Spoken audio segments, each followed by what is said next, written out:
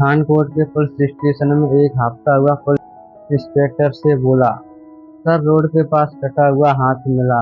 किसी human body के पैर के 3 टुकड़े मिले हैं।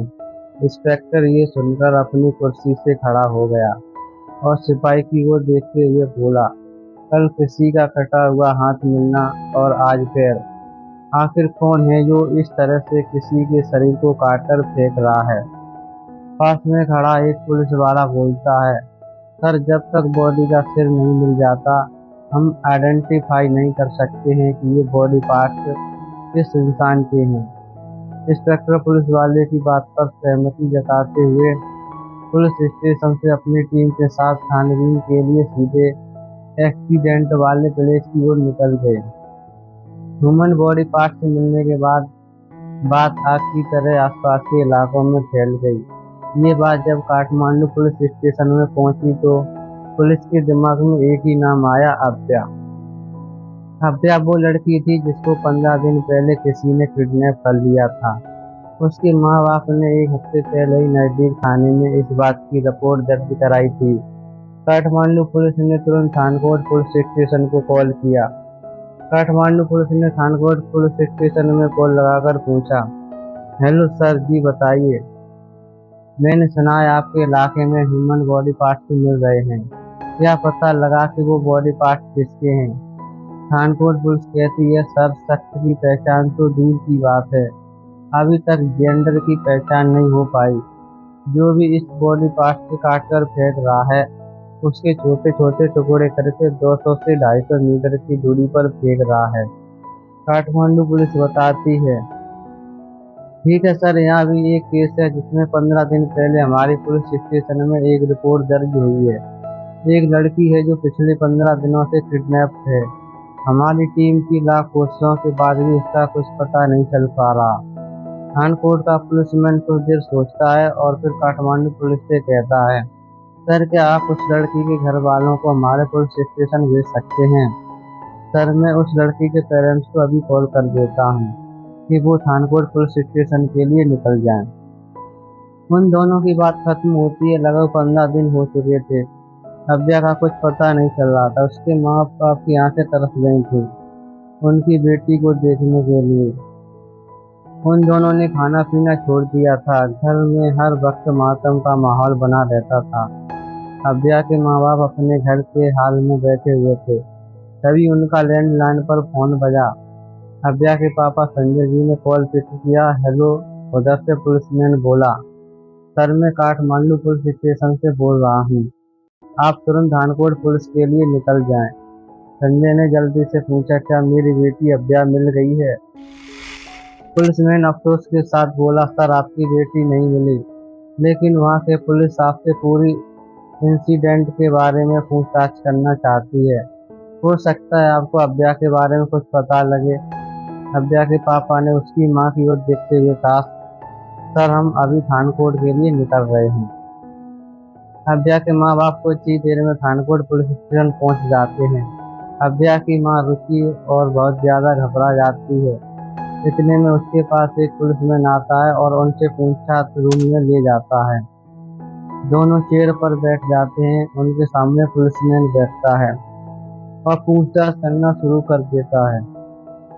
पुलिसमैन रिची से बॉडी पार्ट्स आइडेंटिफाई करने के लिए बारे में सोचते हुए पूछता है, मैम क्या आपकी बेटी के हाथ या पैर पर तिल का कोई बर्थ मार्क है जिससे आप उसे पहचान कर सकें? रुचि जी साहब जवाब देती हैं, सर उसके हाथ में ऐसा कोई निशान नहीं था, लेकिन हाँ उसकी गर्दन में एक बड़ा सा काला तिल है। पुलिसमैन मन में सोचता है, उस बॉडी के सिर्फ हाथ और पैर मिले हैं, सिर का तो अभी कुछ पता ही नहीं चला। पुलिसमैन संजय जी से सवाल करता है, फिर आप बताइए कि आपकी बेटी आखिर बार कहाँ गई और इस किडनैपिंग के पीछे पूरा मामला क्या रहा?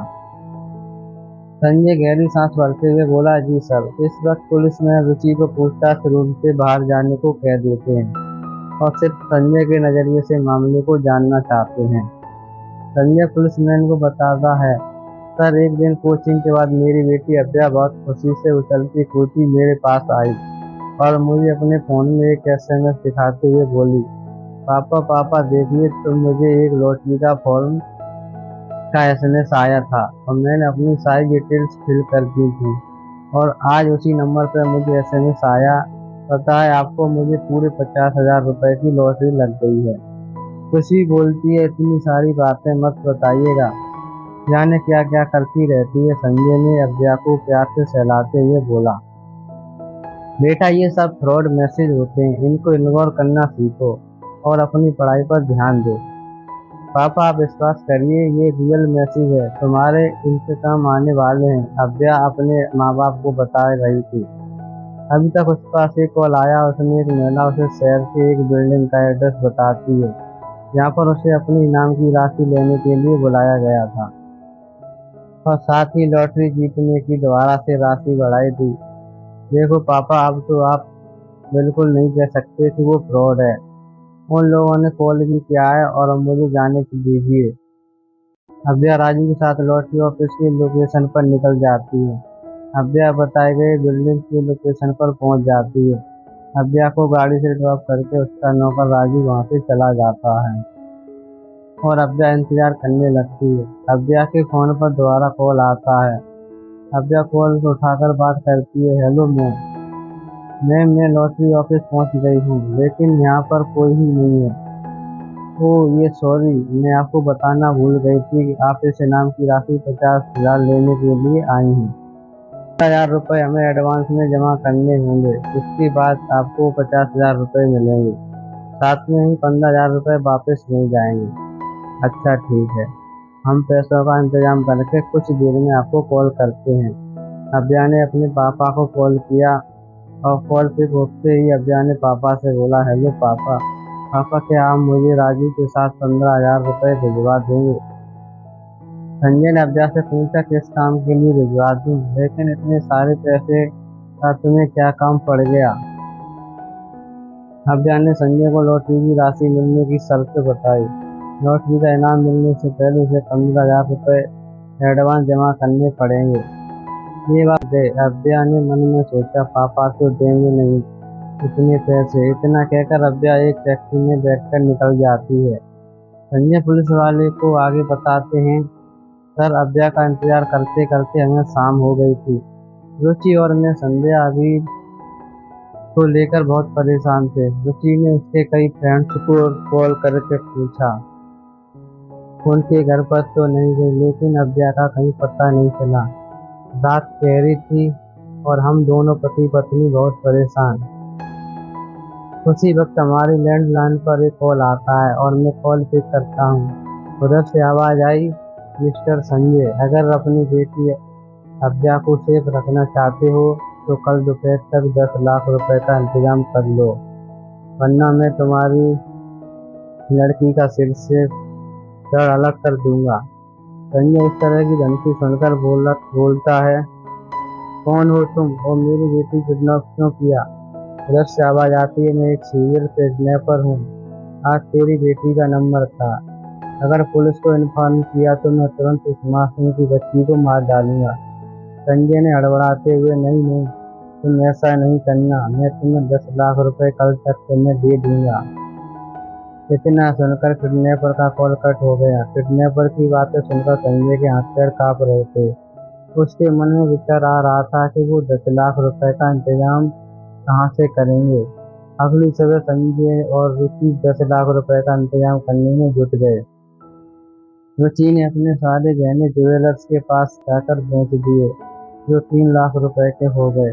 संजय ने अपनी सैलरी फंड से कट रहे फंड को निकाल लिया। संजय ने अपनी बेटी की पढ़ाई के लिए जो फिक्स डिपॉजिट कर रखा था, उसे भी तुड़वाकर सारा पैसा ले आया। संजय रुचि से बोला, इन किडनैपर्स की पैसों की जरूरत होगी, अगर हम पैसे दे देंगे तो हो सकता है वो हमारी बेटी को वापस कर दे। रुचि को संजय की इस बात से हिम्मत मिली और फिर संजय घड़ी देखकर कहने लगा, हमने पैसों का इंतजाम तो कर लिया, लेकिन किडनैपर का अभी तक कॉल नहीं आया। अगर हम उसे ये पैसे किस जगह देने जाएंगे? कुछ देर में संजय के फोन पर एक एसएमएस आया। उसमें लिखा हुआ था, 10 लाख रुपए लेकर फुटबॉल पहुंच जाओ, वहीं तुम्हारी बेटी तुम्हें मिल जाएगी। संजय एसएमएस पढ़ते हुए पत्नी रुचि और नौकर राजू के साथ फुटबॉल के लिए निकल जाते हैं। रास्ते भर वो अपनी बेटी के लिए प्रार्थना करते हैं। एक लंबा सफर तय करने के बाद रुचि और संजय फुटबॉल बताए हुए लोकेशन पर पहुंच जाते हैं।